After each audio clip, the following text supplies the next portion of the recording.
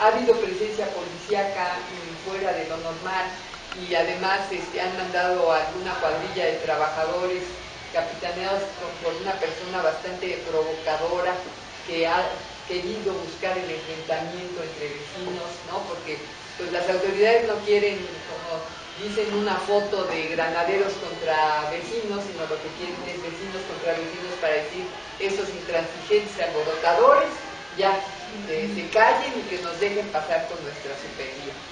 Y bueno, me imagino que muchos de ustedes saben cómo está este proyecto, ¿no? Este proyecto es un proyecto en realidad viejo. Este proyecto data de 20 años atrás. Este proyecto tuvo un nombre distinto, hace 20 años se llamó Contadero Luis Cabrera, y de lo que se ha tratado siempre es de darle salida a Santa Fe, urbanizar la zona boscosa y pues hacer un supernegocio inmobiliario en las zonas de conservación, ¿no? Entonces era jefe del Departamento del Distrito Federal Manuel Camacho Solís, y colaboraba con él, por cierto, el licenciado Ebrard. Después de un año y medio de lucha, más o menos, detuvimos esa obra, logramos que se parara. Era una obra mitad federal y mitad del gobierno de la ciudad. Se acordarán que en aquel entonces el jefe de gobierno dependía totalmente del presidente, o sea, él lo nombraba, pero además estaba involucrada la Secretaría de Obras Públicas. Entonces, era muy compleja, pero logramos detenerla. Luego, hace 2 años, empezaron a hablar de la Supervía Poniente. Era un proyecto similar, pero bajaba por el Cerro del Judío, hacia Luis Cabrera también. Y bueno, de repente llegaron las elecciones, y como aquello era muy controvertido, mágicamente empezaron a aparecer marcas por toda la delegación que decían, se cancela la Supervía. Hasta los legisladores, las senadores, como la senadora María de los Ángeles Moreno, que es la presidenta de la Comisión del Distrito Federal, estaba en la idea de que eso se había cancelado porque así se los habían dicho las autoridades del Distrito Federal. Pero un buen día, así como de la nada, de repente se empieza a oír el rumor de que va otra vez la Supervía, y el 5 de abril, el 6 de abril, el 5 de abril en la noche, nos llama a una junta urgente con el delegado y el doctor Héctor Hernández Llamas, que es subsecretario de Enlace Metropolitano, y entonces en esa reunión nos habla como de la nada, no nos dice ninguna información. Bueno, nunca entendimos por qué nos habían llamado. Entendimos al día siguiente, porque al día siguiente, muy temprano en la mañana, hablaron a la casa de ustedes compañeros de la Malinche preocupadísimos porque se habían presentado en la zona patrullas y granaderos con notificadores que habían entregado las notificaciones de expropiación en 51 predios de la Malinche. Bueno, pues nos fuimos ahí de volada con los medios de información, llamamos a varios medios, Reforma, El Universal, La Jornada, y nos presentamos allí. Y bueno, afortunadamente empezó a haber de inmediata cobertura de lo que allí estaba ocurriendo, y esto pues fíjense, fue en abril, mayo, junio, julio, y ya estamos en agosto. Lo que ha ido sucediendo pues es que nosotros en una primera instancia lo que hicimos fue un amparo en el que fuimos primero 670 personas. Luego la juez pidió que ratificáramos la fecha en que habíamos tenido conocimiento de los hechos. Y entonces imagínense citar a 670. Bueno, pues no pudieron llegar porque eran 2 días los que nos daban para hacer todo ese trabajo, no pudieron llegar más que 320, y con 320 nos fuimos al amparo ya definitivo. Y ese amparo es en derechos humanos, es por el derecho al medio ambiente sano, por el derecho a la información, por el derecho a la participación, por el derecho a una vivienda digna, entendida no solo como una casa física, sino como la casa, su entorno, la manera en que uno vive la vida cotidiana. Ese amparo lo lleva el licenciado Luis Miguel Cano y sus colaboradores, Y bueno, avanzamos, ahí se había planteado una suspensión de oficio, la juez no la dio, entonces nos fuimos al tribunal colegiado. El tribunal colegiado también nos negó la suspensión de oficio, pero en cambio nos aceptó la ampliación de la demanda de amparo.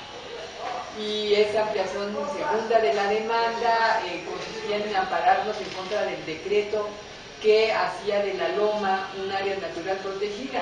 Y nos amparábamos porque esa área natural protegida llevaba un regalito, 2 túneles, ¿no? Entonces, de 2 carriles cada uno, ahora ya lo ampliaron, ya son de 3 carriles cada uno. Entonces nos parecía incongruente totalmente que una loma, que esa área natural protegida, que además reforestamos entre todos los vecinos, pues se convirtiera en un desastre con un túnel que los especialistas han demostrado pues que va a impedir la recarga del acuífero y va a poner en grave riesgo esa zona y otras cosas que más les contaré. Paralelamente estuvimos pendientes de la manifestación de impacto ambiental que tenía que presentar la empresa que es una mezcla de una inmobiliaria que es Copri con una empresa española que es OHL, empresa que en España estaba ya casi quebrada y que como otras empresas españolas como el BBV, como el Santander, como todas estas empresas españolas han salido de apuros llegando ahora sí que a la reconquista de América en el bicentenario de la independencia, ¿no? Y digo de América porque OHL tiene intereses en Perú, en Chile, en Brasil, entiendo que también en Costa Rica, en fin, se ha colado por América. Y eso le ha permitido grandes ganancias, porque aquí por lo visto seguimos aceptando espejitos y volvemos a tragarnos las mismas ruedas de molino y volvemos a caer en el mismo garrito de siempre, ¿no? Esta empresa en España, por ejemplo, ha sido acusada de financiar campañas de alcaldes para luego obtener obra pública, ¿no? Entonces cualquier semejanza con la realidad actual es mera coincidencia.